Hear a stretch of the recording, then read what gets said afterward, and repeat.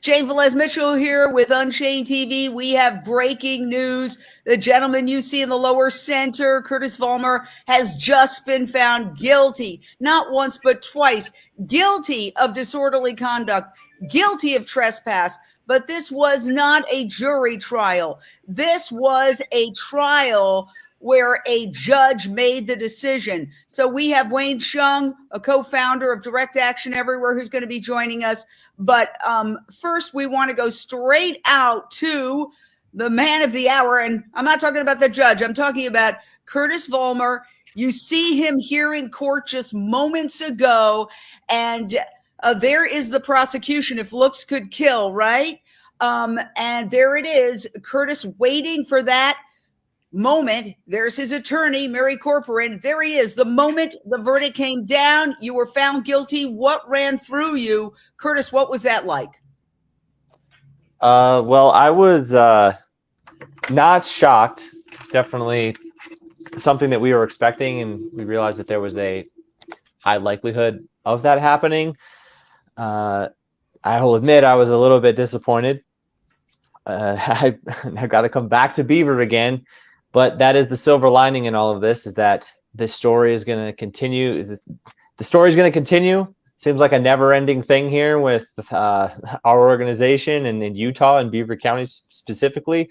So we're going to have basically this whole thing is going to be done all over again. I was talking with Almira Tanner, the lead organizer for Direct Action Everywhere. We're actually on this tour right now, hitting 11 cities across the West, doing a tour about the right to rescue and promoting the conference that's happening in June. And she was like, yeah, this whole thing just felt like a prelim, like a freebie. And so that's the way I'm looking at it. And again, this also gives us more opportunity to talk about this. And there's going to be, probably another op-ed by me, maybe somebody else. There's going to be more coverage on this whenever that appeals trial happens again. So just more exposure for all of this. And I think the more conversations, the more we get this out into the universe, so to speak, the better.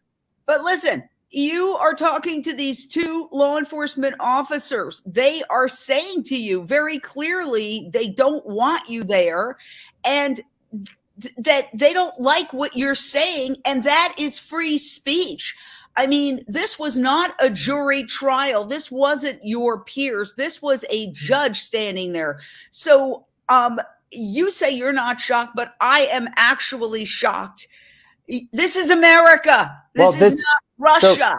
So this judge that you can be arrested, that you can be charged for speaking your mind in a public place. I know there was some debate over who actually owned the park, and maybe a religious organization owned the park, but it is apparently maintained by the city of Beaver. It is a public park. You are on the public park. You're talking like an American citizen. You're arrested. You're charged. I mean, I want to ask Wayne Chung to jump in here. You're also a constitutional law professor. I mean, is the First Amendment dead? This was quite possibly the most absurd verdict I've ever seen in my life. And I've seen some absurdities in the courtroom. Let's just be clear. Curtis was convicted of disorderly conduct, despite the fact today in evidence, the only things we heard in testimony were words like he was friendly, he was polite. The mayor of Berkeley himself said, honestly, when I saw them having a conversation, it seemed calm, and it didn't even appear there was a conflict. They were just having a discussion about where he could stand. And the standard for disorderly conduct is you have to prove one of two things beyond a reasonable doubt. One is someone caused alarm by blocking pedestrian traffic. There was no evidence presented whatsoever today that there was any alarm by anyone and that Curtis blocked any pedestrian traffic. Alternatively, that Curtis defied a lawful order by a law enforcement official. And the only law enforcement official who testified today said, in response to Mary Corporan's question, did Curtis comply with the orders? Not only did he say yes, he said absolutely, immediately. Because the moment the law enforcement officer said, hey, can you move your tent from here to here, Curtis did it. And yet he is still convicted. He stands before you as a convicted criminal in the state of Utah. And I think what this shows you is that the movement for animal rights is rising. The mere existence of our belief system is considered threatening to the powers that be. And Curtis has been much more diplomatic than I will be. But what I will say is This is an egregious miscarriage of justice. This is a demonstration of the deep rot and corruption in our political system, whereby when all the evidence, they didn't even, not only did they not prove their case beyond a reasonable doubt, they didn't even submit any evidence of disorderly conduct. Trespass, at least there's an argument. But disorderly conduct, there was not even an iota of evidence presented in this courtroom at all. And my friend still stands convicted. And that's because the industry and the powers that be in Beaver County perceive Curtis Vollmar's mere speech, his mere belief system as a threat.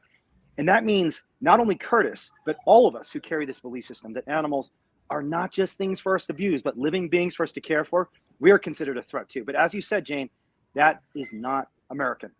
Punishing people, criminalizing the mere existence of a belief system, that is something our founding fathers really, literally revolted against. And all of us should be standing behind Curtis and saying, he has a right to say what he wants to say. He has a right to believe what he wants to believe. He has a right to have compassion for animals as an American. I mean, I find this a very shocking moment, having covered many, many trials myself. The only thing I'll say is that, is this a blow to free speech everywhere? And I just want to get some comments from our other panelists. Nathan Semmel, you are a former Manhattan Assistant District Attorney and a prominent defense attorney in New York. What is your reaction to the fact that he's convicted for having conversations with people in a public space? Yeah, Jane, the only thing I think more absurd than this verdict is the absurdity of the prosecution itself. I mean, prosecutors have discretion as to whether they should bring charges against people or not. For the Utah District Attorney to believe that this was a just prosecution is beyond absurd. I mean, there's video evidence of Curtis doing nothing more than exercising his First Amendment right. I mean, this was our law, our constitutional laws, and Wayne is the expert on this, says that laws must be content neutral. And on video, you hear this officer talking about this is because of what Curtis was saying, because of why the activists were there. That's not a reason to make an arrest, particularly for disorderly conduct. As for the trespass, I mean, this is a public park. I know there's issues with regard to whether, there was a lease and whether the property is actually owned by the church. But there is a long history in this country about parks being our sort of town square. And when Curtis was confronted on video, he's on a sidewalk. He's not even in the park, really. This is really, it's a chilling day, really. I mean, I'm thankful there's an appellate process. From a procedural standpoint, this was a disaster. I don't understand why there wasn't a jury trial. I hear the judge didn't go to law school. I mean, we don't see these things here. So it's very unsettling. I want to play a little bit of the incident, the inciting incident, as they would say, because I think it speaks for itself. And I'm wondering, on the other side, did this get played before the judge? Did the emperor have no clothes? Did everybody pretend like this didn't happen? You have to have a permit. Permit for a sidewalk? Let me get my camera on too. Sure. Okay. You're not. This is not a good look. You're not to be spreading. This is not a good look. You're not supposed to be down here. This is public property. You're not to be down here doing this. Do you realize that your company caused a problem in our community? Do you have anything relevant to say to me? Yes, I do. Okay. I've asked you to stop. Okay, I'm on public property. You need to stop. Okay. Go ahead. You need to stop. You realize you're not wanted in this community and you've been asked to leave? I don't care. I know you don't care. That's the problem with your group. You just don't care about people or anybody. Do you understand? You've been asked to leave. All of this for handing out some flyers. This is how much promotion. All of this because your group has been a direct influence on shutting down Smithfield Foods. You don't realize that's the major employer in our county? You don't think I know that? There's a lot of people that have lost their jobs, and you come into this community and pour salt into the wounds of the people that have lost their jobs. It's not the intent. You need to well, I don't care what the intent is. What you're doing is causing a disturbance in the community. I'm not trying to cause a disturbance. I'm just trying to have conversations with people. You are. And if people don't want to talk with me, I say thanks for your time and on with your day. Okay. I'm going to stand right here and I'm going to tell people not to talk to you. Then fine, do that. This is great content for us. Absolutely ridiculous. This is very anti-free speech. Oh my God. I mean, I gotta go. Okay, we're gonna round robin it here. Carla Cabral, you're a DXC activist. You've been around. I would think that the ACLU and everybody would be on this bandwagon. Take it away, unmute and take it away. Yeah, I mean, geez, I can feel my blood pressure rising. I don't even know where to begin with something like that.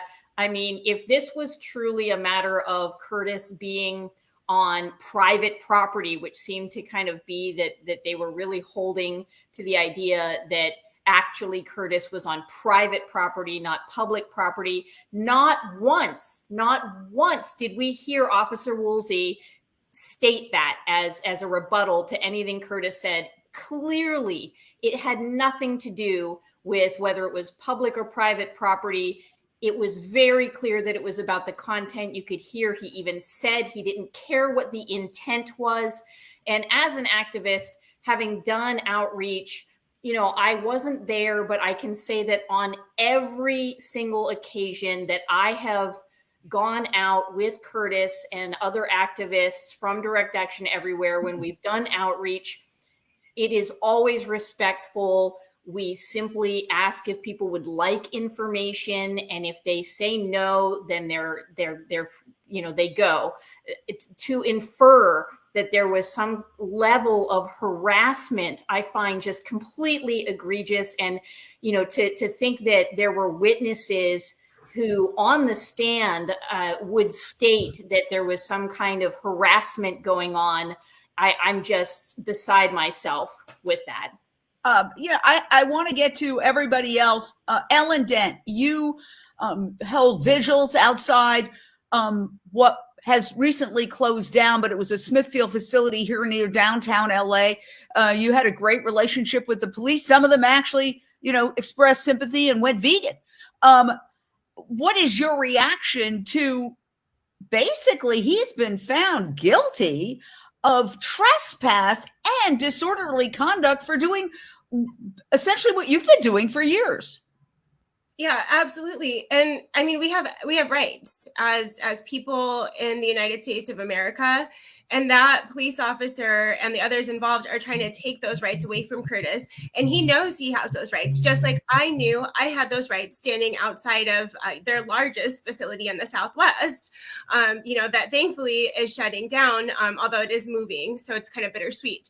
But I knew that too. And I had an armed guard push me, in front of the gate at, that location at that plant. And I, called the cops. They came down and let that armed guard know that he can't do that. And that he was lucky that I wasn't pressing charges against him, because I had every right to stand exactly where I was on public property, just like Curtis was.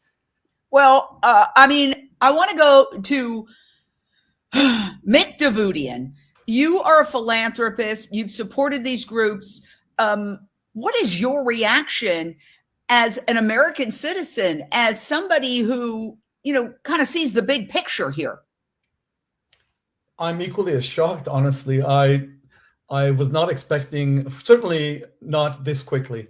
I thought maybe the judge would at least pretend to be interested in what really happened. Now, we did not see what happened in court. I would love to hear from Wayne or maybe from Curtis exactly what the judge said, what his rationale was. Did he give his thoughts on it before saying he's guilty, or did he just come out and say guilty? And we all know, laws, a lot of laws are not just, and laws have to change in many respects, but some laws are in fact fair and just. Here's one example: freedom of speech, which we value immensely here in the US. I grew up in Iran as a kid. This kind of kangaroo court, is what happens in places like Iran, not in the US. Oh, you're making absolutely right on point, that this is the kind of thing that we as Americans and the American government criticize when we see it happening. For example, in Russia, where there's a journalist being held on phony charges in Russia right now.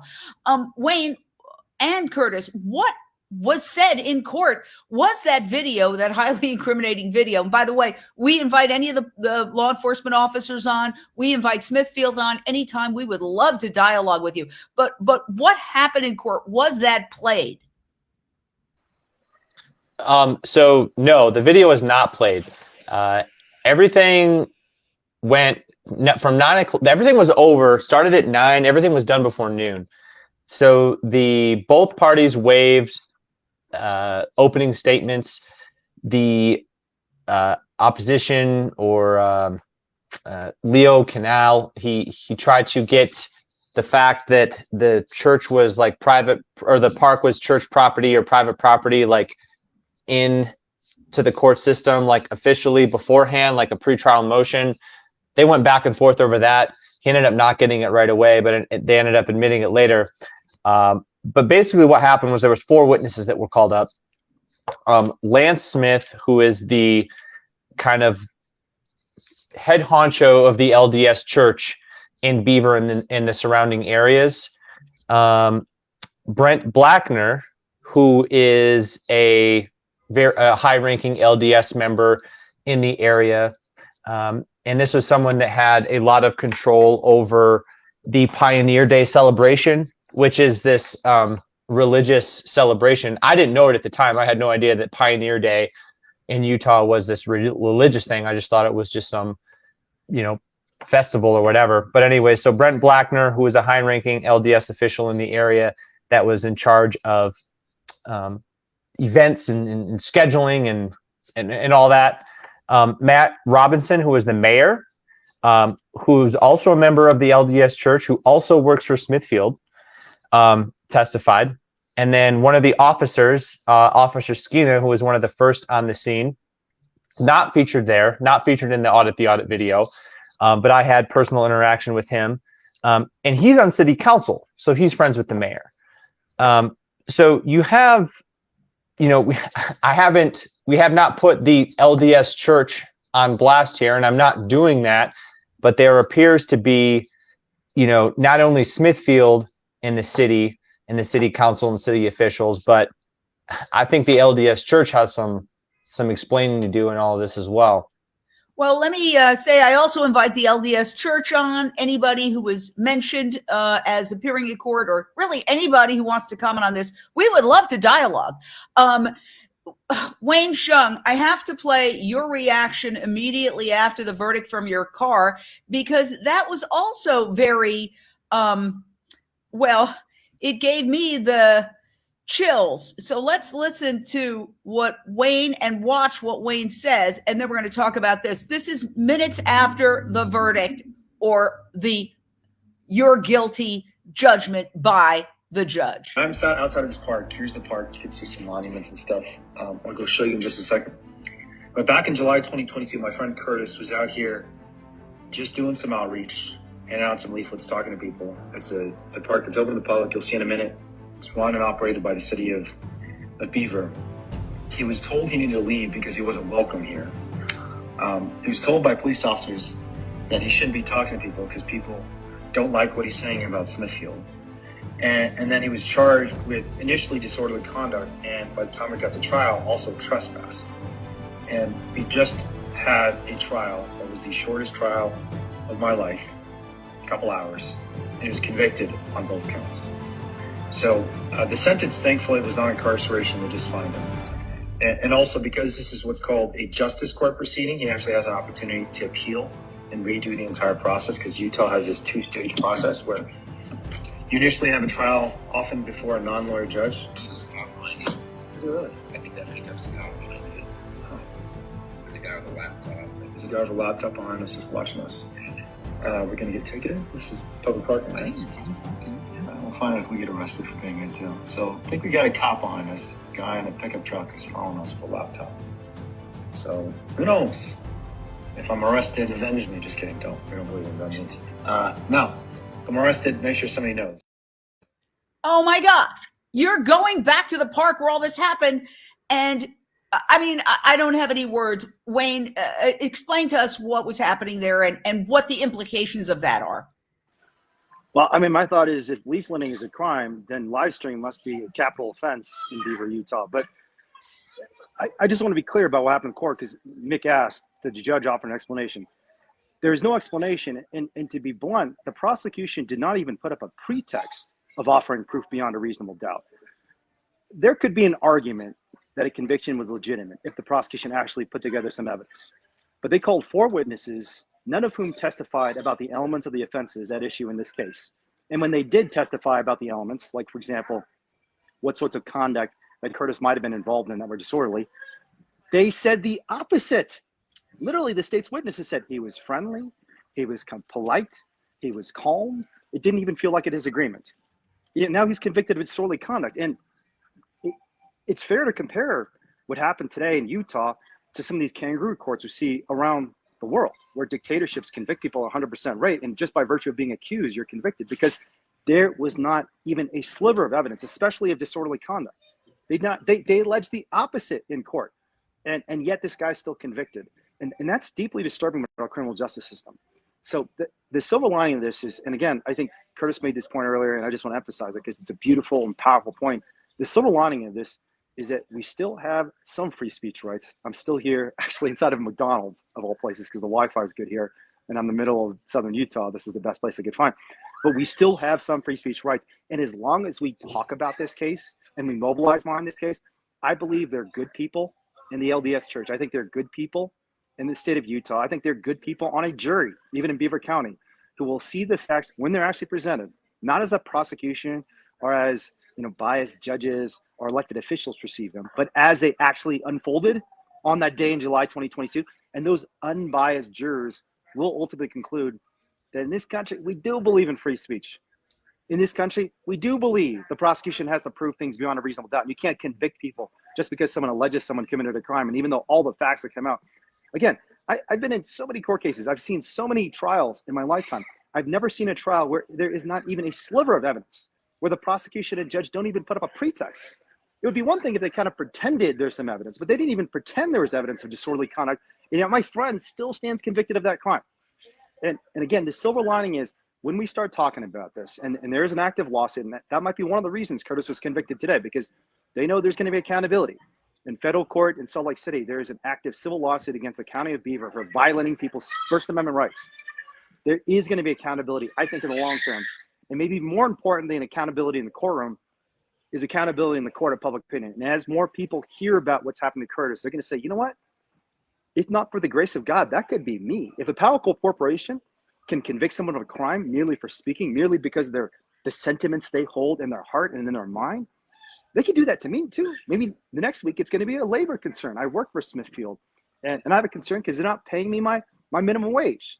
It could be an environmental concern. Maybe I'm a parent in the community next door, and Smithfield's emanating feces and water and chemicals and disease and spraying it into the neighborhood schoolyards and playgrounds. But whoever you are, if you are a little guy out there, you should look at a case like this and you should say, we need to fight together. We need to stand up for this guy, because if we don't stand up for him, it's going to be us next. So well said. Now, to add to all the irony here, Curtis was there because the person you just heard from, Wayne Shung, and his friend Paul Picklesheimer were on trial. Were on trial for going into the Smithfield pig factory farm, which is arguably, reportedly, either the or one of the biggest pig factory farms in the world, and documenting everything that they saw, called Operation Death Star. That's the name they gave to the video, a high-tech 360 video, so nobody could accuse them of taking anything out of context. And essentially, Wayne, who just left but gave us some really good information, was put on trial for that. Now, let's take a quick look at what Wayne's alleged crimes were. Again, he himself arranged the videotape of it, and then it was put into the New York Times in a link in the article. So DXC, Direct Action Everywhere, is proactively videotaping their alleged crimes, which they call open rescue, rescuing animals from horrific conditions. But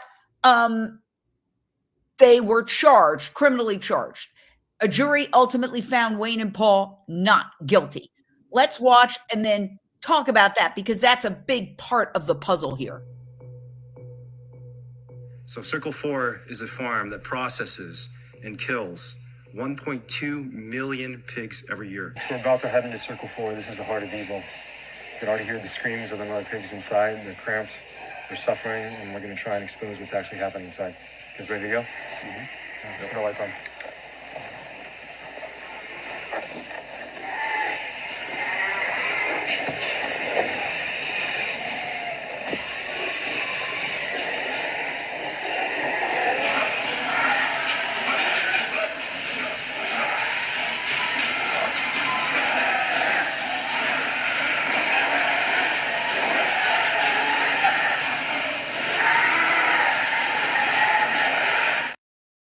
And that's not even the half of it. Wayne was put on trial for rescuing 2 pigs along with Paul and piglets, sick piglets.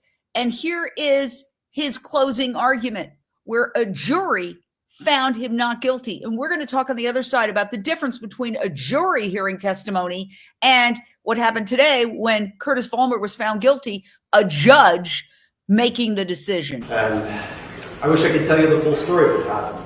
We were on very direct orders to talk only about, on March 7th, 2017, only about 2 piglets. But it's an interesting thing hearing someone as compelling as Vaughn, and he's a very compelling speaker, talk about what's in your heart in a way that you know is not true. And it's not. And honestly, the best way to explain it is the way Rick explained it, that there's a big difference between stealing an animal and trying to help someone who needs some help. And I think at the end of this closing argument, we'll be convinced, hopefully, that that's all we're trying to do. But I did want to go back to where we started. In our opening statement, or I should say my opening statement, not our opening statement, that we talked about how there were no piglets taken from gestation farm. And we don't have to worry about that. Count 1 is enough. We're not talking about gestation buildings. The prosecution's conceded, and the judge's ruled that we don't have material of that charge. But these 2 pieces are still very important. And the first piece is that we didn't have any purpose to take anything of value from Smithfield. We were there to document conditions and save lives. And that resonated with the jury. And the jury from the same area. I mean, this is a rural area in Utah, but it was the people making the decision. Those jurors found Wayne and Paul not guilty. So I really want to talk to everybody about the difference between jurors hearing something and a judge making a decision, which, who are we going to start with? Let's start with Curtis. Yeah, so I do want to note, I think there's a big difference between Beaver County and Washington County, St. George, where the trial was. I think that Smithfield has a lot higher level of influence in Beaver than they do in St. George.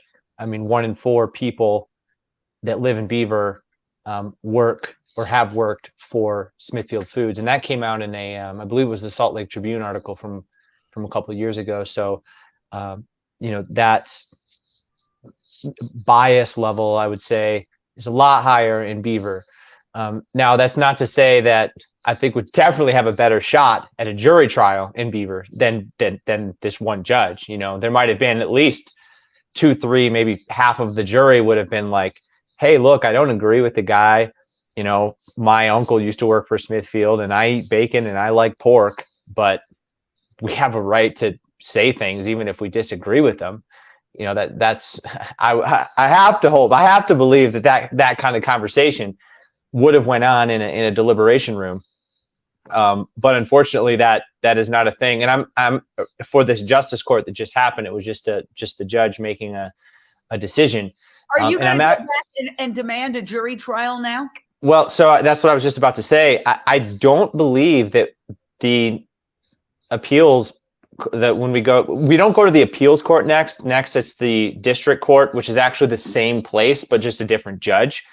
And I don't believe that we get a jury for that either. I'm not sure, Wayne, if you know, if you're with Jeremy, if he was able to find that out, or if we were able to talk to Mary, our lawyer. But I don't believe that we get a jury for the next step of this, because the stakes were actually too low. Like, it was just a fine, there's no jail time, so that, like, we're not bringing a jury in for this. That's my understanding of it. Wayne? So there is a constitutional right, and Nathan could talk about this too, to a jury trial for any offenses that have a potential maximum sentence of 6 months or more. My understanding is the prosecution has undertaken some shenanigans to try and avoid a jury trial by claiming, oh, we're not going to sentence someone to more than 6 months for an offense like this, even though theoretically I think it's possible.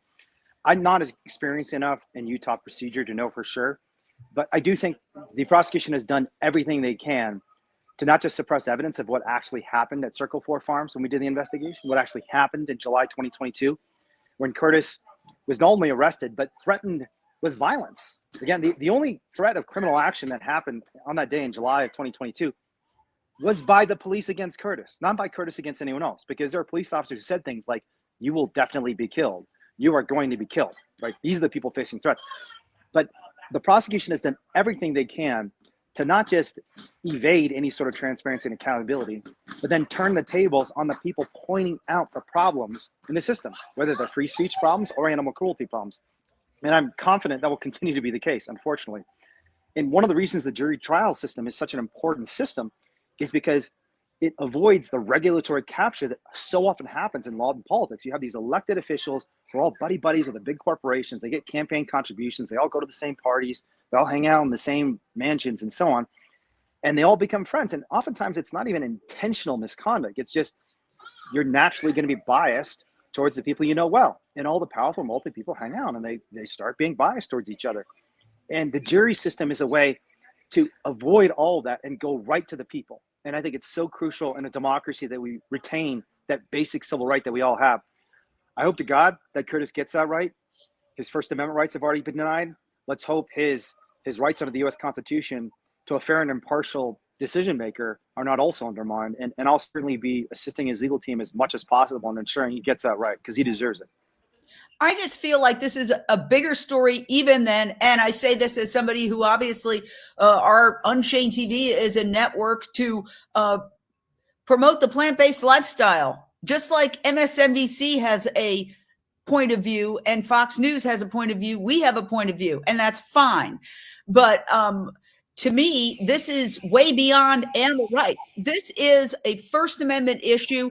And I just want to go around the room, starting with Mick. You had said where you grew up in Iran that, you know, there are, I don't know if it's speciesist to say kangaroo courts, but that we see it today in Russia. There is a reporter, I believe, for the Wall Street Journal who's just been locked up. And this happens regularly where it's just trumped up charges.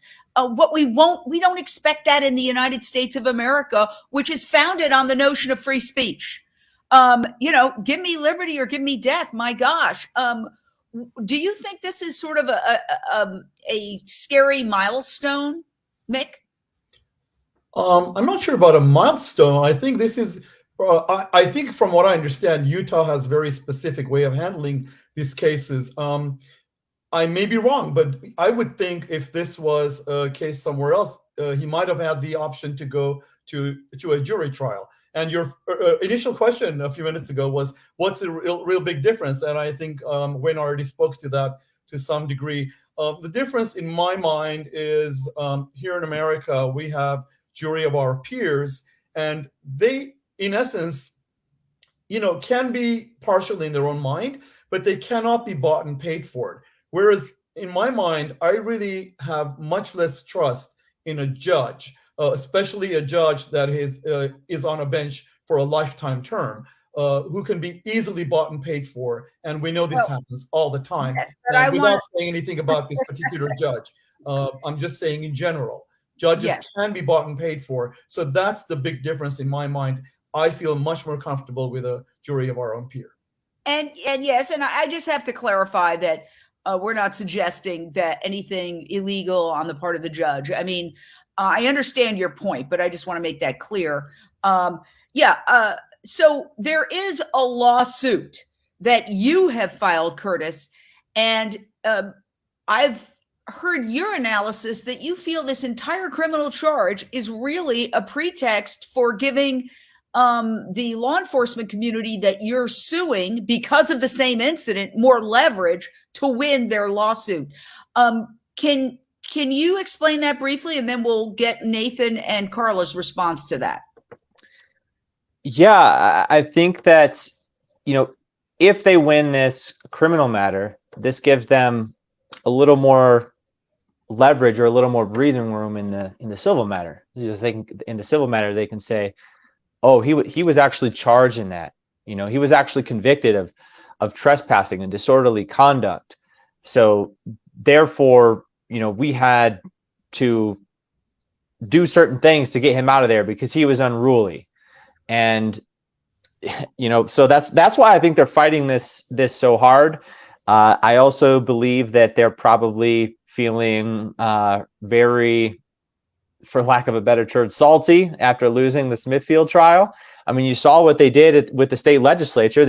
Von Christensen, the prosecutor over the Smithfield trial, ran right to the state legislature, which with his buddy, I can't remember the name of the representative, but they got this House bill passed within like a month that makes it not an admissible defense to rescue an animal and say that you did this because they were sick, injured, or in bad shape. Therefore negating the whole jury process, or saying the jury did a bad job and came to a wrong conclusion. So yeah, I think that all of these things are like they need a victory. They need they can't have these animal rights people coming in here. They already won this Smithfield trial. They already made us look bad. We got to do something here, and I'm that guy. But that's not how it's supposed to work. Nathan Semmel, you're a former assistant district attorney. Yeah, they lost. The prosecution lost in court in another county, right? But that doesn't mean that then you use the criminal justice system as a way to even the score. Yeah, I mean, in the ideal world, in a reasonable world, you're right. But I think the evidence here is pretty clear that this was retaliatory. And there's been mention of this federal civil rights lawsuit brought by Curtis and other DXC activists. One thing that hasn't been mentioned here is that when Curtis was originally cited, it's my understanding that he was only cited for disorderly conduct, which is just an infraction. It's not a criminal charge. It would be like, sleeping on a park bench or being in the park too late or something like that. A very, very minor offense. Wrong, but not something that would label him a criminal if convicted. But here, when the activists filed their federal lawsuit, that's when the prosecution added the criminal trespass charge. So to suggest that this is not retaliatory just seems to be belied by the evidence.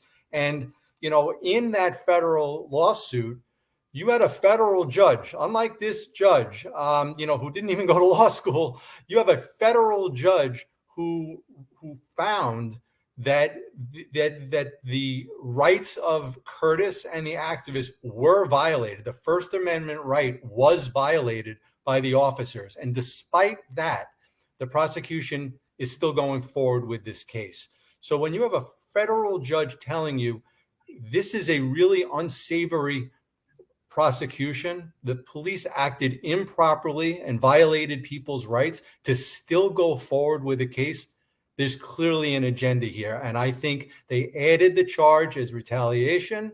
I think they added the charge to try to get out from under this civil suit. I want to go to Carla Cabral. Is there a way to bring in, you hear about the ACLU, the American Civil Liberties Union, defending people who we normally would find abominable, but just defending them because they defend free speech. We've heard that, obviously, that issue come up many times, and they say, well, yes, of course, we find whatever hateful group is saying terrible, but we defend their right to say it, because if we prevent them from saying it, then we prevent good people from saying things that they want to say. Is there, do you think, a chance to get like the ACLU or one of these similar groups involved in this? Well, I certainly think that would be wonderful if we could get somebody like that involved. My concern there is that it seems to me that the Beaver County officers and the justice system over there, they know that this is a violation of free speech. And that's why they have the disorderly conduct, the trespass. I think that they know that they want to steer clear of that and try and make sure that they're pushing the agenda that this is only about the fact that they were on private property and that they were harassing people. Right. So, we don't care what they were talking about. This isn't what that's about at all, even though I personally feel like the video evidence shows clearly that that's not true. But I think that's why they're pushing so hard on the idea that it was about disorderly conduct. And I would actually ask Curtis. I'd like to say, and just continue afterwards, that Curtis was saying in court, the witnesses for the prosecution were saying that he was polite. They weren't backing up the disorderly conduct. Well, that's exactly what I was just going to do is ask Curtis, because it was my understanding that the witnesses were supposed to be there to back up this idea that there was disorderly conduct, that there was harassment, that I thought I had heard one witness was going to state that they felt like they were pushed into, that they wanted them to sign the petition. And Curtis, were you actually even out there getting signatures, or were you alone just doing the flyers? Yeah. So Carla, what you were just talking about was those snippets of what you were just saying was from the preliminary injunction hearing that happened back in October in the civil matter. Today in court, in the criminal matter, the last, I think 3 of the 4, maybe all of them, said at least something along the lines of they were calm. There was never any shouting or anything of that nature. They act in a composed manner, and which is exactly the opposite of disorderly conduct. Obviously I'm biased here, but today in court, there was not a shred of evidence, not anything about disorderly conduct from me or anyone, not anything. And the trespass stuff, maybe that's up for debate. But still, even that wasn't. I gotta jump in here. Sure. So these witnesses get on the stand. They say, "Oh no, he was friendly. He was polite." They're witnesses to the prosecution that's trying to prove you committed disorderly conduct. Does the judge say anything about that, or does he just go, "You're guilty of disorderly conduct," even though the witnesses for the prosecution testify that you were polite? Is there any acknowledgement? I mean, or are we living in this Orwellian world where it's like, No. He took about 5 seconds to deliberate. So it was just like slam, bam, thank you, ma'am. That's it. Yeah. Yep. Wow. Well, I'd like to get everybody's reaction to that, starting with Ellen Dett. I think the judge already had their mind made up before they went into the courtroom. And, this is a county that is run and paid for by Smithfield, like Deb Thompson said. 25% of their population, which is, from what I looked up, about 7,000 people, worked for Smithfield. So, I mean, this is, not a fair place for him to have any sort of trial, whether it's by the judge or probably even a jury, I would venture to say. So that's why they moved the case with Wade Chung and Paul Picklesheimer out of that county. So I think that may be the only way he's going to really get a fair shake, that Curtis will get a fair shake, in trial in any county. Well, I want to ask, what's going to happen next? If you there was a really good comment that someone just put in there, and I think that's probably likely. They said, someone said, Utah lawyer here Yes. said that like both sides are probably keeping their cards, close to their chest because they know they get a free do-over, and that's where everything will come out. So, well, what is that do-over? So you get a de novo appeal, which it's basically a free do-over. It's another shot at this with another judge. Are you going to do that? Oh, yeah, obviously. Okay, well, I don't know. You had mentioned before that you thought, well, it's the same county. Another judge might be just as biased. We're not going to get a jury. So. I mean, we're gonna try to, maybe we'll file a motion to try to get it in a different county. But either way, I think that the higher up we go, if we don't win that one and we go to appeals court in Salt Lake City, we'll probably have a better shot there than we did at the next one. So I think that the higher up that we go on this, the better shot we'll have at winning. And again, the more that this is in the media, I mean, the media has been great in Utah for not only this, but also Wayne and Paul's thing since the beginning of it in 2017. St. George News and the Salt Lake Tribune have been very favorable to us. So, again, that's a silver lining. I'm just happy that this is we're having these conversations. Yeah. The media is reporting on it, and the officials there in Beaver County are not looking great. You're looking at the Salt Lake Tribune paper. They actually published Curtis, who you just heard from, the defendant in this case, who was just found guilty. They had published very recently his op-ed asking, is free speech dead in rural Utah? And I just want to go to Mick to that. I mean, the law of unintended consequences. You set something in motion, even though it appears that this round was lost in the sense that Curtis was convicted. It's not the end game yet, right, Mick? Absolutely. And to answer the question of the headline, I would never say it's dead. There's no such thing as dead when it comes to law. Law will change, and in the future it might change anyway. But it certainly seems to be in a coma right now. So that's where we're at. Yeah, and you wanted to say something, Carla? Just that I think I agree with the idea that on some level it's actually very good to continue to be able to speak about this. And I think that more people need to be writing op-eds, more people need to be speaking up, and the more press and the more this gets out there, the more likely we are, to your point, to get organizations like the ACLU and other free speech organizations involved to be working with us, so that no matter what it is that you're fighting for, that you're able to state your opinion freely and without being worried that you're going to have a situation like this arise. And Jane, can I jump in for a sec? Yes, I really hope DXC has a great ability to make things go viral. I really hope DXC starts a petition to have ACLU take this on. I agree. And speaking of viral, I want to point out that the video, which honestly, I'm addicted to this video. I can't stop watching it because I'm sorry, I shouldn't say this, but I find it very funny because it just betrays a complete lack of understanding of what the role of law enforcement is. You're not a politician who is making arguments because you're running for city council or for state legislature or for the mayor's office. You're supposed to blindly follow the letter of the law and arrest people who are violating the law, not advocate for a particular position.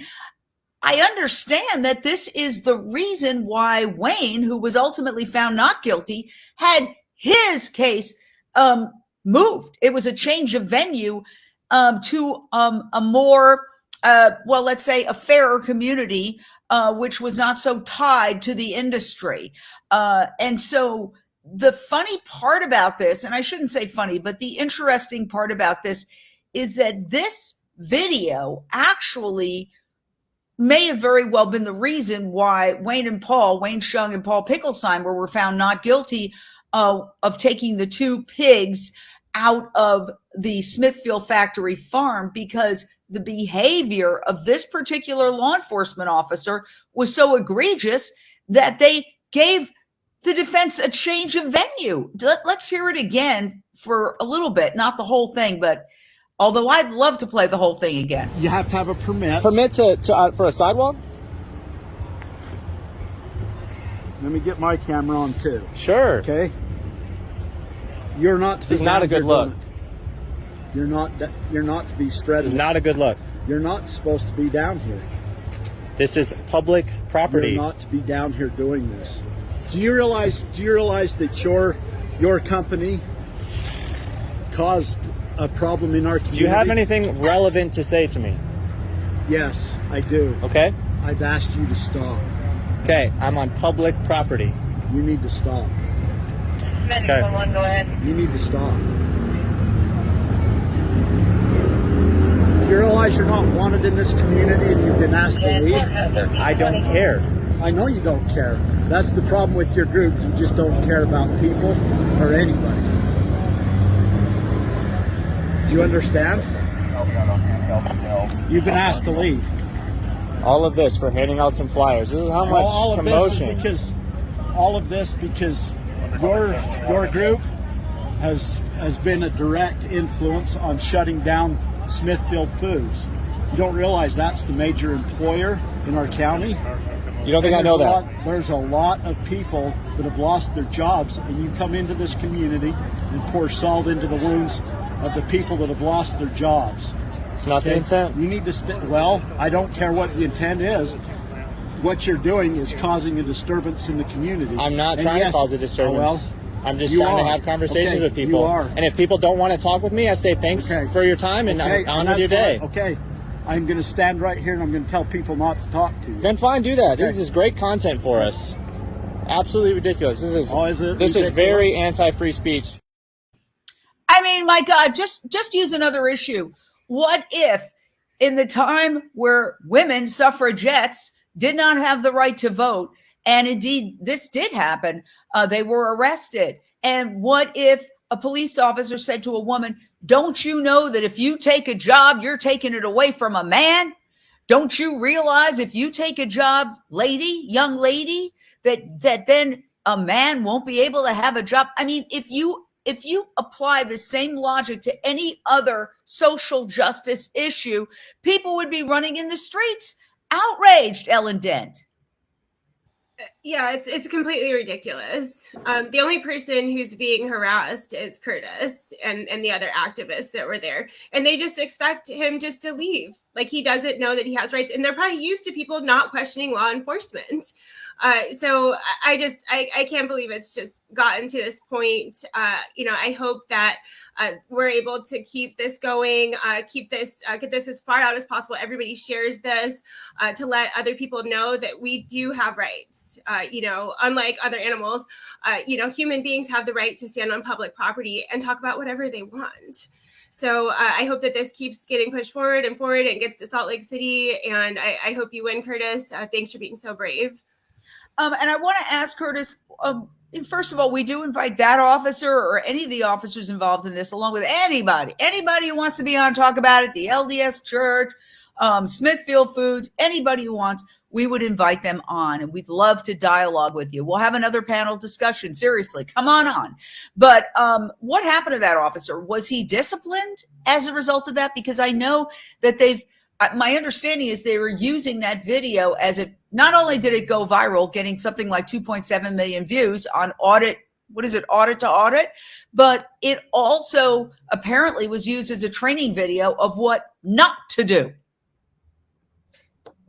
Yeah. So when I was at the Smithfield trial in October in St. George, I was the police liaison for the first few days. Well, I was, given the role by our group to be police liaison for the time there.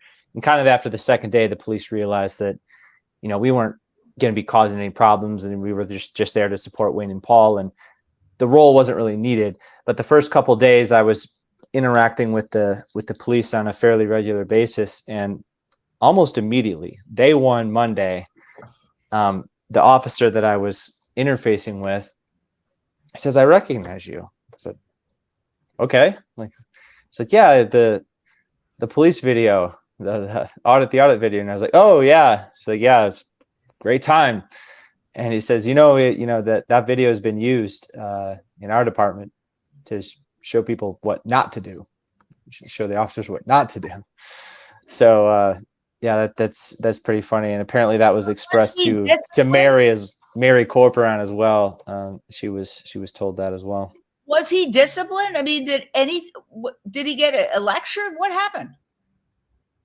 Nothing. I mean, I don't believe so. Not to my knowledge. Oh, wow. And somebody else has joined us. I don't know who you are, but I'd love to find out. I know we had asked various people because we weren't sure when the verdict was coming in.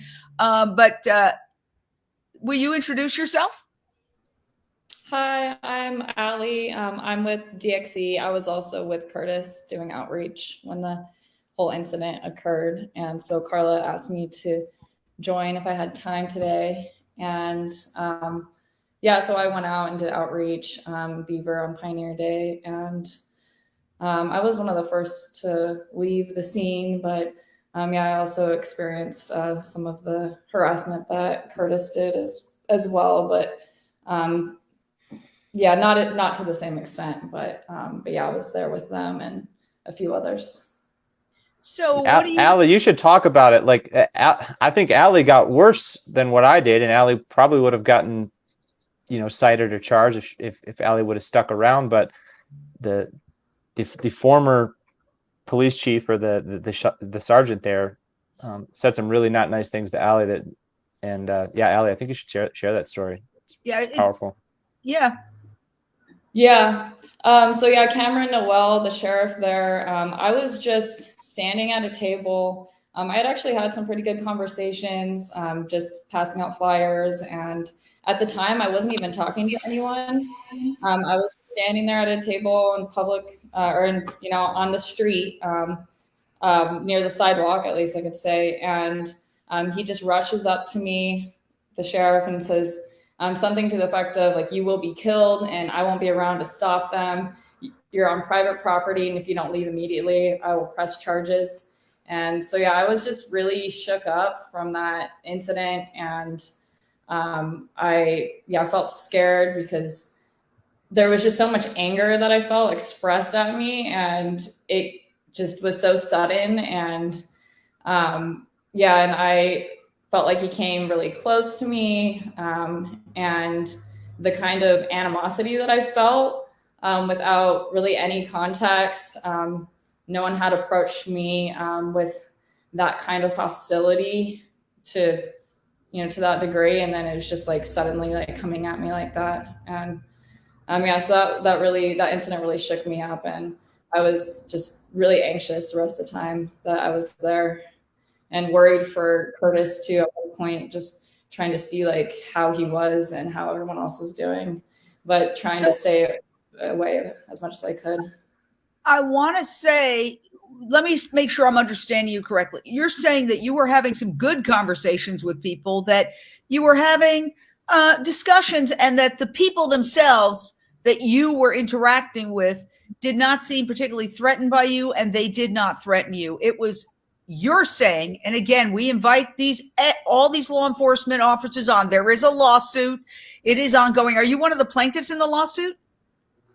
No, I'm not a named plaintiff in the lawsuit. Mm-hmm. But you're saying that when you started to feel threatened was when the law enforcement started talking to you, and they said you will be killed. That's your quote? Yeah, something to the basically, that's what they said. That's what Noel had said to me, something to that effect, at least. That's how I remembered it being expressed. And personally, I didn't have any. I had a lot of positive conversations. There was one person that yelled something like, "I love pork," but it wasn't anything that I haven't heard before. But I had several people like willing to sign a petition to support what we were doing. And there was a lot of people that were willing to have several minute-long conversations, like at least a few people. So I wasn't feeling, personally, I didn't get any animosity from my individual conversations with people. It was just the police that I felt threatened by. What I've found in these communities, and as a reporter, I've worked in many different communities. I worked in Minneapolis. I traveled to Wisconsin. I traveled to Iowa. And so I was in communities that are not like citified. And I found that, we can't stereotype people. We don't like to be stereotyped, and I don't stereotype people. You can find people who are very compassionate toward animals in an area where there's a big factory farm, and you can find people right here in Los Angeles who are not compassionate to animals and who purport to be, progressive. I think it's a very personal thing. And so it's when people make an assumption that they're speaking for this whole group. Okay, this law enforcement officer, according to what you're alleging, is making an assumption that he's protecting these people because he knows how they think. And you heard it right there on tape with the other officer saying, basically, I'm speaking for this entire community. Well, the audacity and the hubris of that. Have you sat down and talked to every single one of those people and gotten their view on it? I mean, that is presumptuous, Mick Davudian. Well, not only that, Jane, I mean, they are actually failing at the absolute basic duty that they have to the public. They are paid employees of the government, paid by our tax dollars. They have the requirement as part of their training to protect individuals. So if he really felt that these Curtis and the other activists there were possibly going to be hurt or accosted by the public, their job was to stand there and protect them. Not say you're going to be killed and I'm not going to do anything about it. Ridiculous. Oh my God, this is absolutely just wild. The same type of thing that was expressed to Allie by Cameron Noel, who was the sheriff. He's not the sheriff anymore. Another gentleman named Cody Black, who I had a brief interaction with there on that day, is now the sheriff. But there was another similar thing that was said after I had after I'd been cited. The cops hung around, those two cops and another cop.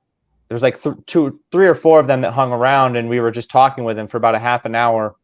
And the main guy in the video, the audit video, he says, "Don't go up to the races tonight," referring to the horse races. And this is, you can watch the video, you'll hear this.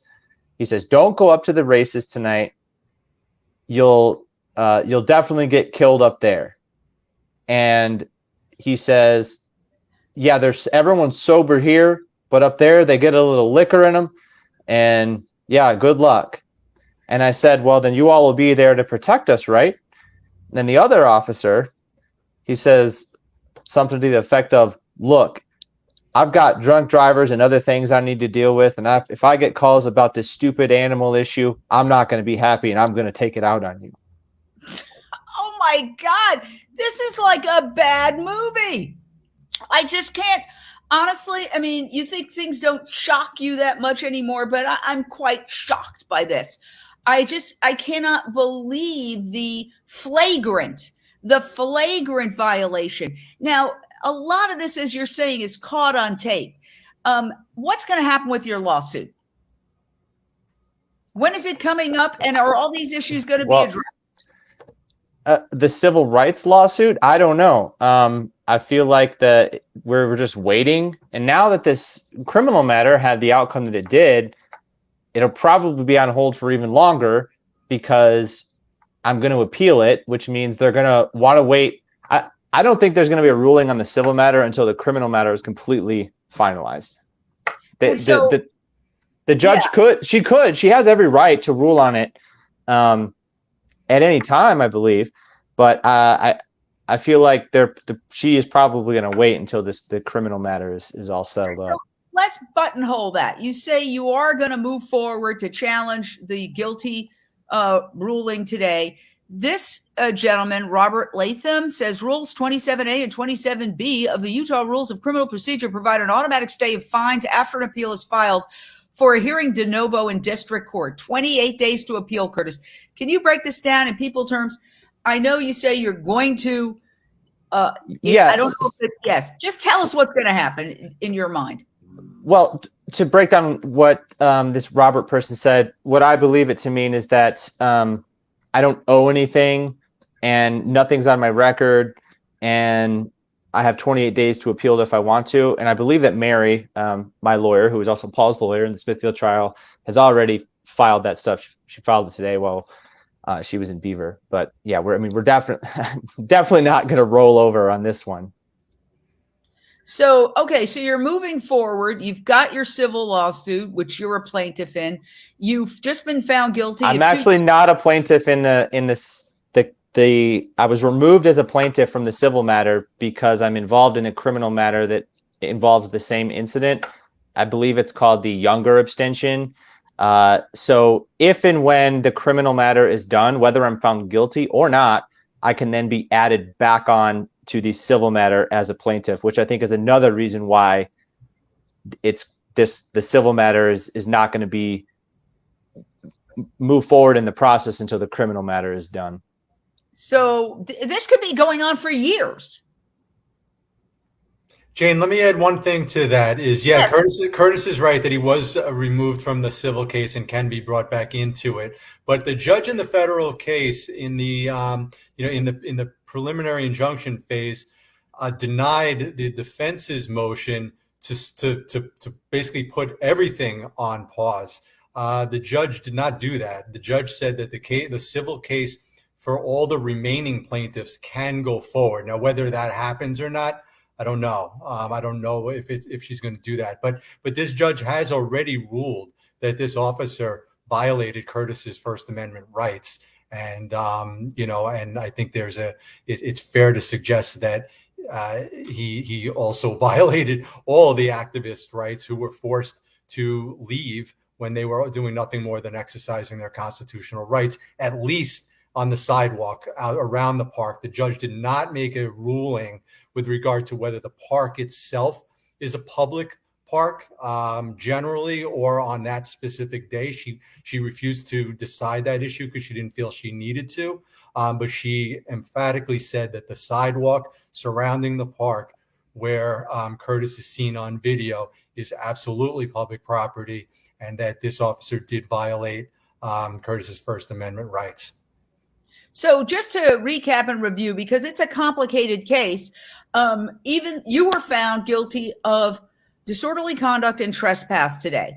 You're going to move forward to challenge that, but it's not necessarily going to be with a jury trial because of technical things, because of the nature of the charges being misdemeanors, yada, yada, yada. But either way, even if it goes before another judge, you're going to proceed.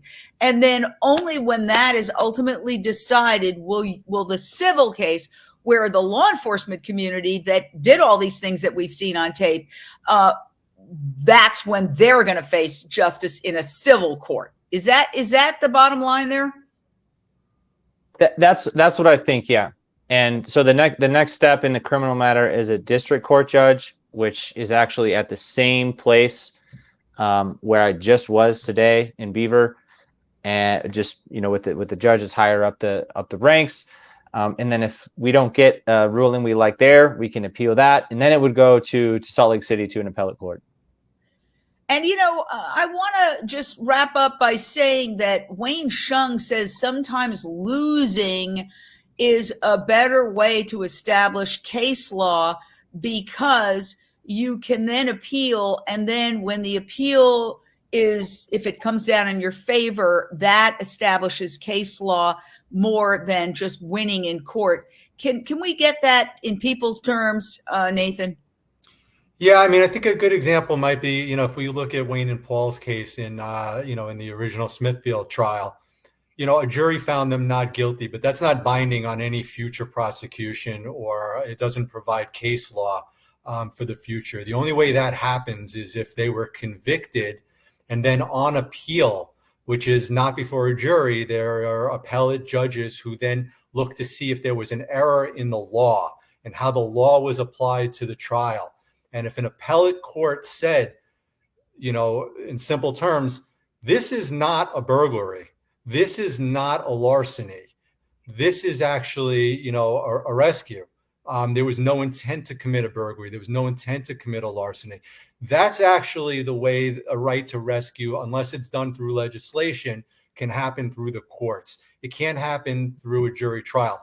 We want acquittals because we don't want to see our friends go to, we don't want to see them go to jail. We like the fact that jurors in these rural communities, when they hear the evidence, when they hear about the animal cruelty, are just not, they haven't been able to find, they haven't chosen to find activists guilty.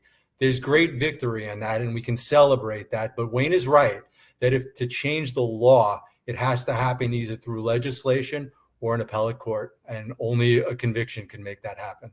I don't want to belabor this. Now, J. Robert Latham, I don't know if he's a lawyer, but I think he might be. He says if Beaver County goes with a misdemeanor charge, Curtis Vollmar will be entitled to a jury trial. A Utah district judge will not get that wrong. So can you analyze that for a second, Curtis? They're saying that both of these charges are misdemeanors, right? Trespass and disorderly conduct. So I'm not sure here. I think that one of them is just like a civil infraction, which is even lower than a misdemeanor. I'm not sure about the other one. The trespass is a B misdemeanor, and the disorderly conduct is just a infraction. And because of the B misdemeanor, I believe and I did not know this until earlier today, Rule 17 says that Curtis would be entitled to a jury trial upon request. It wouldn't be automatic, but he can demand one, and he will get it. And I heard something about, well, if they don't give him a jail sentence, then they can't do that either. But I don't know. This is very arcane part of the law. But you're hoping for a jury trial, it would sound like. So we'll see if that happens, and we'll bring it to you live here on Unchained TV. Let's get final thoughts from everybody. This has been a fascinating panel. I hope those watching will share out this video and also download the Unchained TV app. I'll tell you more about that in a second. But Mick Davudian, what is your take? Oh my gosh, wait a second. We've got Cassie King who's joined us. Or did she go away just now? I just saw her this second. Darn. Somebody text her to come back, and then we'll get her thoughts. What are your thoughts, Mick Davudian? Well, I mean, I'm very confused in my head, honestly. This case being misdemeanor and an infraction, in my mind, is a lot more confusing than, for example, this Smithfield trial. We had a lot more information about it. And I do want to throw this back to Nathan again. I have a bit of a confusion, Nathan. You said something about the judge earlier, something to the effect that whether you were talking about the judge or someone else, they haven't even gone to law school. Can you clarify that? Because that's a really confusing point. Yeah, I mean, it's unheard of to me. I only know that from what I have heard from others and read online, that this judge who made a ruling today didn't go to law school. Apparently, it's not a requirement under Utah law. I don't know that for sure, but yeah. Oh, great. I can be a judge in Utah. I love it. Okay. But my understanding is that at the next step, the judge will be an attorney.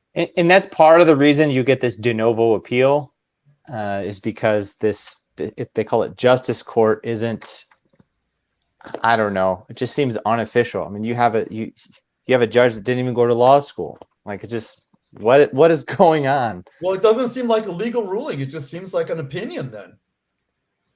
Well, can I say one thing on that also? I'm sorry, I don't mean to use up too much time. For it. I think it might sound like on the surface, well, no harm, no foul, he gets another try.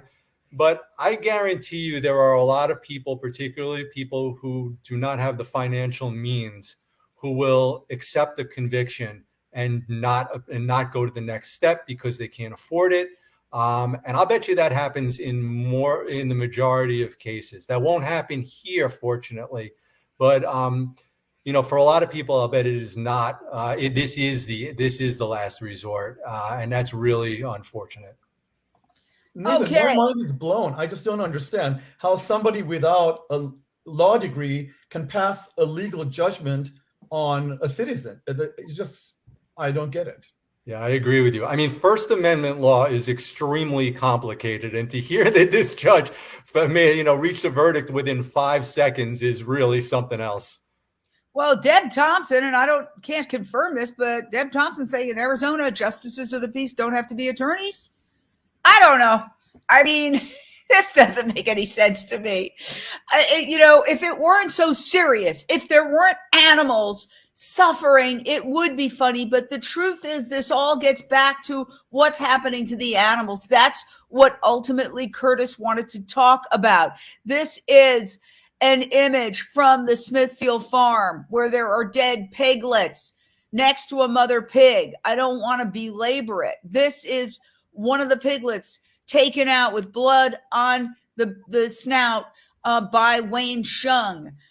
These are pig gestation crates. This is a serious issue. And that's why the idea that you can't talk about this is so enraging to me, to watch that video where this cop says, well, the only thing that counts is jobs. Jobs have been used to justify cruelty to humans for eons. You can look back at any major social justice movement, and the word jobs is always thrown about to oppress people. And jobs are always lost when it comes, for example, to innovation. And we've been hearing that with AI, artificial intelligence. Okay, but then people point out new jobs are created. I mean, when the car came along, horse carriage drivers were put out of business. But the argument is, well, you can't come here to this town and talk about cars because don't you realize these carriage horse drivers don't want you here? I mean, imagine if a police officer said that. I mean, this is like, my mind is absolutely blown by this entire, just the dialogue. The fact that he said that you were selling a product, your product and your company, it betrays a real lack of understanding. We have Cassie King with us. Apologies, I didn't see you there in the green room, the virtual green room. Can you bring us? We're all still like marveling in horror over, oh my gosh, the question, is free speech dead in America? Take it away. What is your take on all this? I'm shocked. I'm shocked that it happened so quickly, that the judge barely seemed to deliberate. But I think that tells you that he probably had his mind made up very early on, just given the demographics of the county and his allegiance to the mayor who previously worked for Smithfield for many years, to the police who are at the beck and call of Smithfield, and to the Church of Latter-day Saints as well, which is so integrated with the authorities in rural Beaver. But I'm glad it's Curtis, because Curtis handles these setbacks well. He's the first person convicted in DXC twice. I believe he's probably made that point earlier, but I'm glad that Curtis is getting the message out there. And I also think that op-ed, if y'all saw Curtis's op-ed that was published 2 days ago in Utah's largest newspaper, the Salt Lake Tribune, that was asking if free speech is dead in rural Utah, the fact that they ran with that title, the fact that the media is asking that question, I think shows you that a lot of people, even in Utah, are very concerned about what's happening with free speech here in this case, and are willing to ask that bold question and to challenge what's going on. So I'm press pitching this now, and I'm hoping that we get more attention on this ridiculous and dangerous outcome that just disregards the facts of what happened and gives a lot of power to these corporations that have so much to hide. And hopefully we can bring more attention to that and enshrine more protections for free speech for future activists who are challenging Smithfield and other corporations.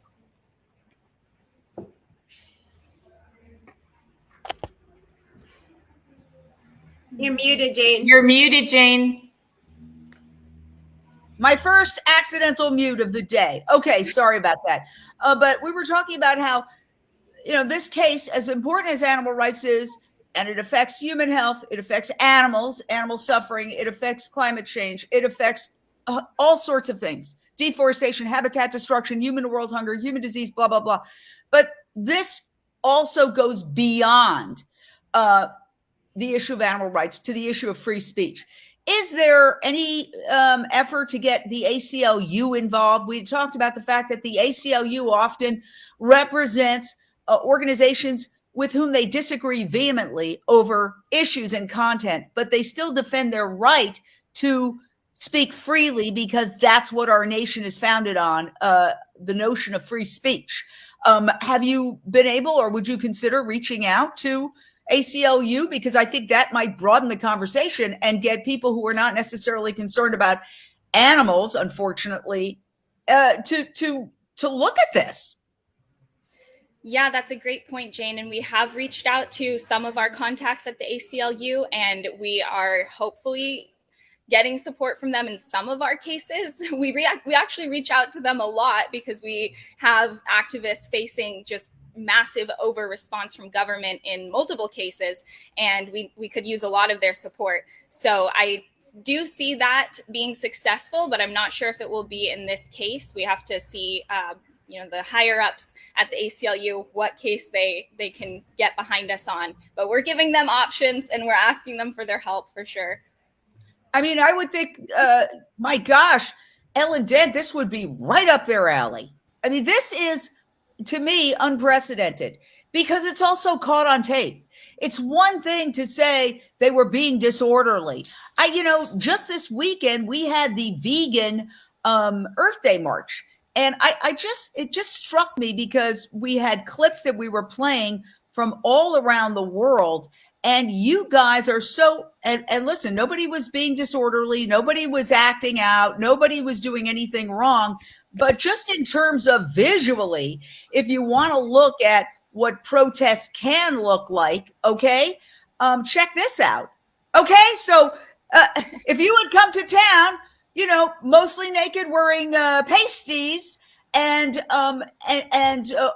with this kind of large group with smoke flares and blah, blah, blah, and we're at this Pioneer Day, well, maybe they still couldn't say that what you're doing is wrong or violent, but you were the polar opposite of that. This young lady here, and I'm sorry, I don't remember your name because you joined, but you were speaking in a subdued fashion to us. Curtis, I know him. I had a table with him at a conference where he's not a hothead. He's a cool, calm, soft-spoken guy. I mean, it doesn't seem like there's a leg to stand on with the disorderly conduct. In other words, there are times where you could make a case, but you're both very soft-spoken and you were speaking in that manner on the videotape. You never got riled up. When he's like, don't you realize you're not wanted and blah, blah, blah, you're like, not a good look. I mean, you didn't display any anger or anything. Can I get your reaction to that, Curtis? Yeah, I mean, honestly, I could have been a little more calm with him in the moment, but yeah, I mean, I was just in shock, when they came over to me, and then when he started trying to insert himself in conversations, trying to tell people these are the people that are trying to shut down Smithfield. I mean, that could have incited violence against me. He's telling people in the community, presumably people that may work there or may have worked there or have lost your jobs, that, hey, look, this guy right here, he's the guy that's responsible for you losing your job. Like, that is horrible. That is a horrible place to put somebody. And he probably didn't even realize that, to be honest. I'm not going to give him that much credit. I don't even think he realized that. There's another incident. I actually got into an outreach conversation. I don't believe it's in the audit video, but about 5 minutes after that initial altercation, I got into an outreach conversation with a woman on the sidewalk while Woolsey was trying to stop it. I got into this conversation. He's like trying to insert himself. And finally, Woolsey gives up, and me and this woman talked to each other. She ended up not agreeing with me all the way, but we shook hands, and she said, it's your right to be here. you have a God-given right to be here. But Woolsey, at the beginning of it, he said, these are the people that he's with, those people that went in and broke into the farm. And she said, in response to that, well, I don't want to talk to him if that's the case. So like you can see that like reputational damage happened in real time from this guy's speech. And it's just mind-blowing that this person still has their position to my knowledge, and that these charges were even brought. I mean, I don't know what else to say about all of this, other than the fact that I'm happy that you're having this show. I'm happy that they put my op-ed out there. I'm happy that it's going to continue. I'm happy that there's probably going to be more press, and that people are paying attention to this. Yes, and Robert Latham, who seems to be the most educated about certain details here. I don't know if he's an attorney in Utah, but he says that that you should reach out to FIRE, the Foundation for Individual Rights and Expression. I'm just passing it along. These are comments from viewers. So yes, I want to get final thoughts. This is obviously not over. The next development, the next court case, Unchained TV will be there bringing you the very latest and expert analysis. But let's go around and do a round robin, starting with Carla Cabral of DXE. Well, I just want to say first, I'm so proud to be part of Direct Action Everywhere. And the fact that one of our core values is to be nonviolent, and that comes into play in situations like this, that we do have training and an understanding of what it means to act in a nonviolent manner.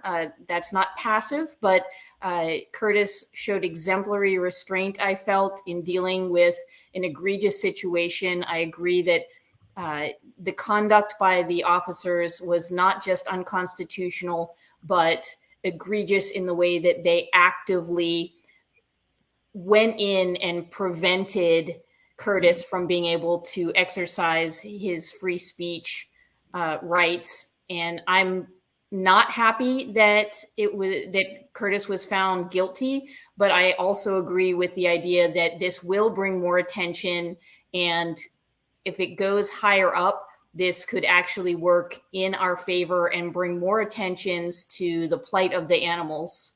So yeah, you never know. It's not the end game.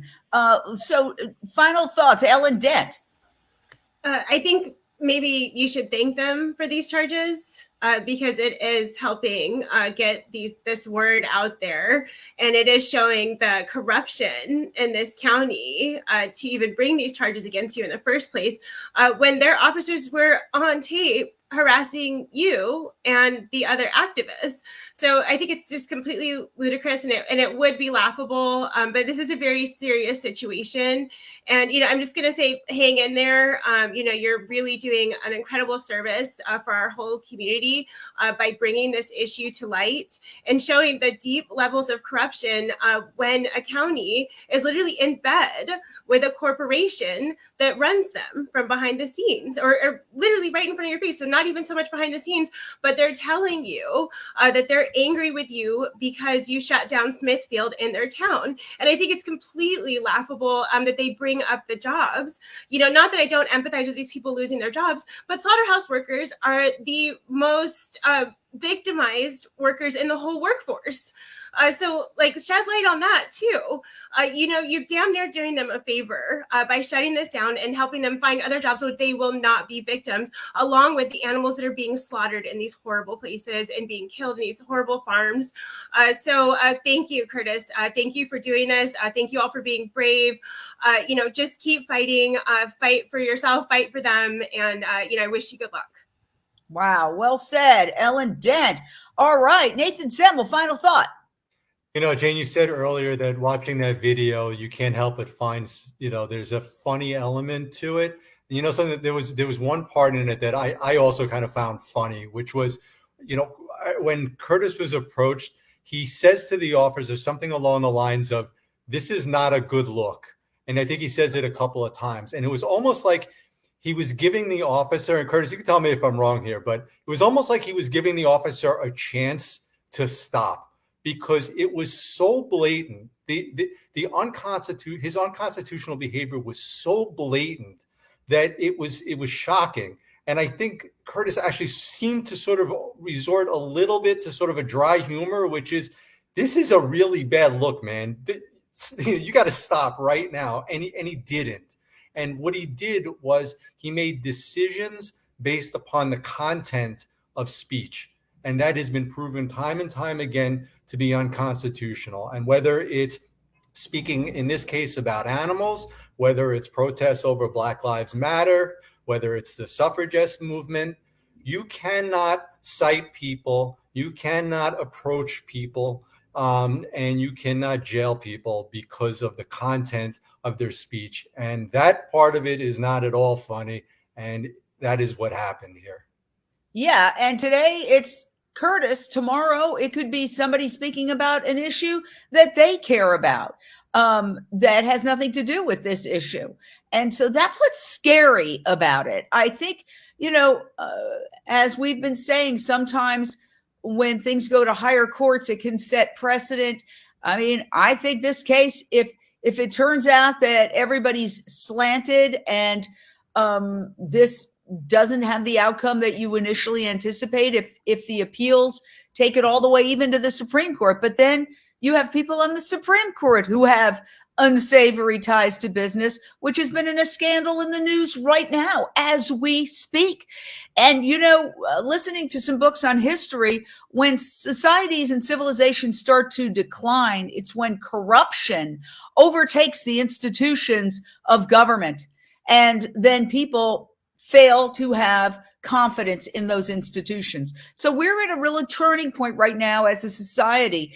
We've got to clean up our act and try to make sure that these institutions are not essentially co-opted completely by industry. This is the essential problem. Corporations are considered persons in some respects under the law, but animals aren't. It's outrageous. All right, let's move on. Mick Davutian, final thought. Well, I mean, Wayne has said a few times that losses are expected. We on the heels of the two big wins recently, including Smithfield and the most recent one. I guess it was bound to happen. In some ways, I guess I'm glad it was this one, not for Curtis, obviously, but for a couple of reasons. There's no fear that Curtis is going to go to prison. Number one, that's critically important. But the fact that this is a free speech case, I think, is going to be really, really beneficial to the cause of DXC, what DXC is doing for the animals and in general for animal rights. I think this is a real positive. And just to say, maybe Curtis can give the details so make sure everyone knows about it. Many folks involved with DXC are going on a tour to discuss open rescue, and we're going to have Curtis and a couple of others in Los Angeles this weekend. So I say, let's go celebrate. We're going to have a party on Sunday. All right. And my apologies. The young lady with the glasses, not me, you. Thank you. I'll get your name next time. Apologies. Go ahead. Yeah, I'm Allie, and thanks for having this, Jane. And yeah, my last thought on this is just they're trying to silence us, trying to intimidate us into not talking about these issues, but the truth is on our side, and these systems of exploitation are going to be uncovered. And in Merced and Utah, jurors were finding that it is right for us to be going in and rescuing animals and talking about what these corporations are trying to hide. And so, they may try to intimidate us, they may try to silence us, but we're here doing the right thing, and we're going to continue to do that. Yeah, I mean, when you look at these images, and we're not showing too many of them right now, they're so disturbing. They're the stuff of nightmares. And, it's really ultimately speciesism, in my opinion. What essentially this officer is saying is what you believe is important is not important. The only thing that is important in my world, in my mind, is this community's jobs as I see the jobs. In other words, his worldview is what matters. and your worldview doesn't matter, and you have no right to bring a different worldview into what he's looking at as kind of a closed community. But there are no closed communities. We live in a global village. We have something called the internet. It's not like if you're in a village as you were in maybe prehistoric times, that's all there is. No, we are in a global village, and we all have access to this information.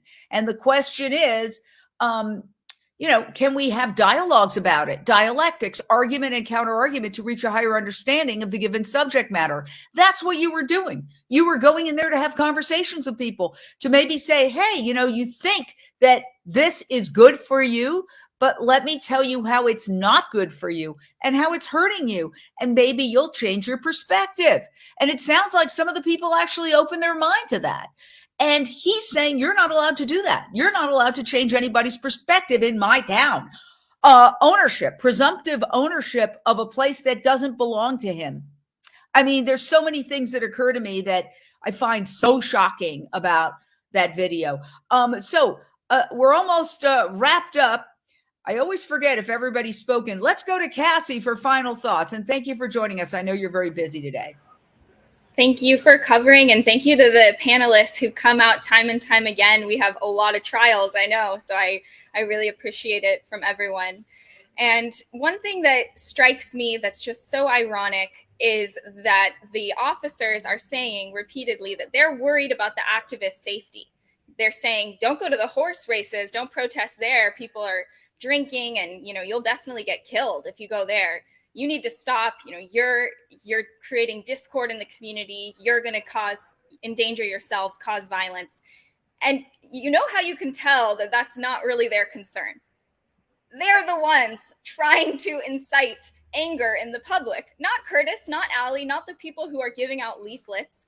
They're the ones saying, these are the people that are costing you your jobs. These are the people who are responsible for Smithfield closing down or massively downsizing. If they're so worried about activist safety, if they're so worried about the discord and the intensity that might unravel here, then they should be trying to de-escalate, which is something that we train people on in DXE, how to take a heightened situation and calm it down and bring people down and keep things cool.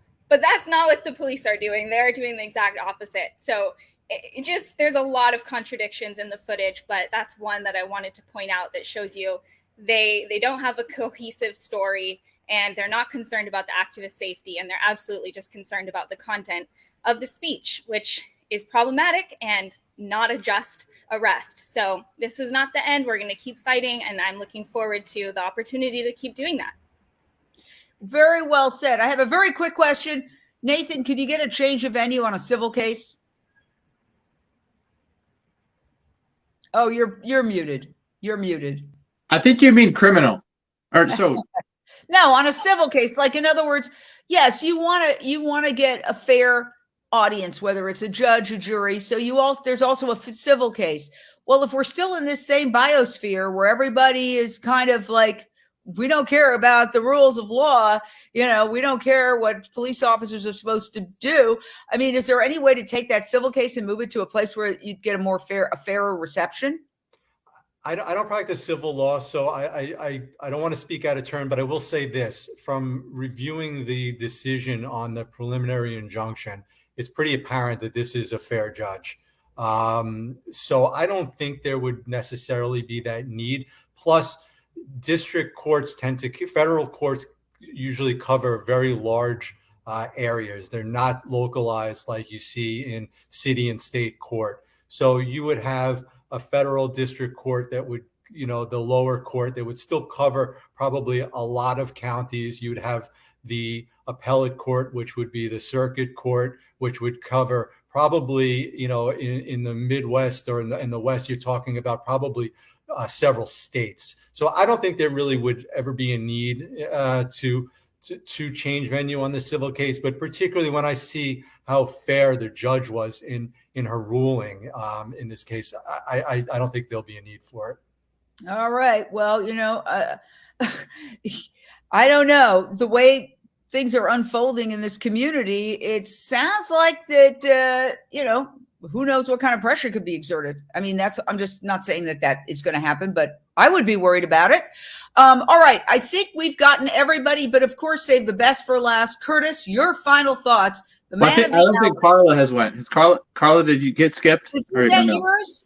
I went already. And, I also wanted to, I agree with Ellen completely and with Jane about the idea that jobs are a BS thing to go on about. The fact that jobs come and go, lots of industries over the years have come and gone, businesses fold all the time, and to use animal rights activists as a reason for losing jobs when there are tons of other ways that jobs are lost, I think that's out of bounds. I just wanted to add that in as well. Go, Curtis, go. Your turn, Curtis. Yeah. So just the jobs thing, I got asked this by the St. George News guy, and I just think it's so trite, the whole jobs argument. And if El Chapo Jr. moves into Beaver County and sets up a cocaine ring and offers anybody to come in and deal drugs for a 6-figure income, are we going to say, oh, that's great, 6-figure incomes, go work for El Chapo? That's awesome. And there's and nothing else matters. 6-figure income, come here. That's absurd. To not take into any other external factors. But these corporations like Smithfield Foods, they can make other products. They can shift into other products. We already see this with Tyson. Tyson now has a plant-based or vegan faux meat line, right? Like, why can't Smithfield do that? And why can't they hire people to make these products? So the jobs thing is just absurd. And, we're being scapegoated here. We're being targeted. And this whole case is way more than animal rights. And it impacts everybody. And it should scare anybody that cares about the Constitution and the First Amendment. And then just on a personal level, I was a little bit down immediately following the decision, but I'm just so grateful for the community, both in person that I have and the friends and the relationships that I've built. For the last week, I've been on this tour with Elmira and Michelle, and we've been driving around talking with local communities, activist communities, about the right to rescue and about the animal liberation conference. Like, we were just in Boise, Idaho, like a few days ago, and we did a disruption at a Whole Foods with 12 people, and like 8 of them, it was their first protest or action of anything of that sort, and they were all amped up, and it was awesome. So yeah, I guess if anyone's watching this, I would just encourage you to get involved in whatever way you can. I know that not everybody can kind of put themselves in precarious situations where they may be risking arrest. And for the record, this whole incident with me here was not one of those situations. I was not I did not feel like there was any risk of arrest here. But yeah, back to my original point, I would just encourage everybody to get involved in whatever way they can, and share these stories and speak up for animals. And thanks, Jane, for having this panel, and thanks for the support from everyone here. Well, thank you, Curtis. And, you're so articulate, all of you. I so appreciate you coming on. I know it's a big investment of time. Everybody is very busy. I would like to say that I think this is the reason we started Unchained TV, is that really important stories like this are being ignored by mainstream media. Yes, let's have a shout out to St. George News, who provided those still photos for us, and who have also covered this somewhat fairly. And I'll play just a little clip here. I believe this was the gentleman from St. George News who interviewed you right after the verdict. This is very short. The evidence that came out today, there was almost nothing about the disorderly conduct. The evidence that came out against the trespass was not a whole lot of it. And so it's clear to me that the forces that be, there's other forces at work. So you feel like things are stacked against you a little bit here? Yeah, definitely. I feel that this company has a lot of power over this town.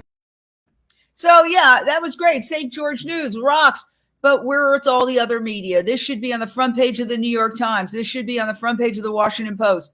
And that's why we do what we do here at Unchained TV. I was in mainstream media for 38 years. Okay. And so I know that, look at the advertisers, meat, dairy, and pharmaceuticals, if you want to know why they're not all over these stories, which is why we started our global streaming network, 100% free streaming network. I urge you to download it. You can literally download it on your phone. You can watch it on your TV set, Amazon Fire Stick, Roku. If you have a Roku device, if you have an Apple TV device, just put in one word, Unchained TV, and we're about to go on all Samsung smart TVs. So we literally have a potential audience of 1/3 of the world's population, because 3 billion people and counting are people who own streaming devices. So we're trying to do an end run around the mainstream media blackout on these issues, because we need to get the word out. The clock is ticking. Animal agriculture is destroying our planet. It is there's very good arguments to be made. Some are saying it is the leading cause of greenhouse gas emissions. It is certainly the leading cause of deforestation, habitat destruction, wildlife extinction, and human world hunger, human disease, preventable lifestyle disease. So support us. Download Unchained TV. Share, as somebody said here, Deb Thompson. And we certainly hope to continue following the incredible work of Direct Action Everywhere. Keep it right here. Thank you, fantastic panel. See you next time.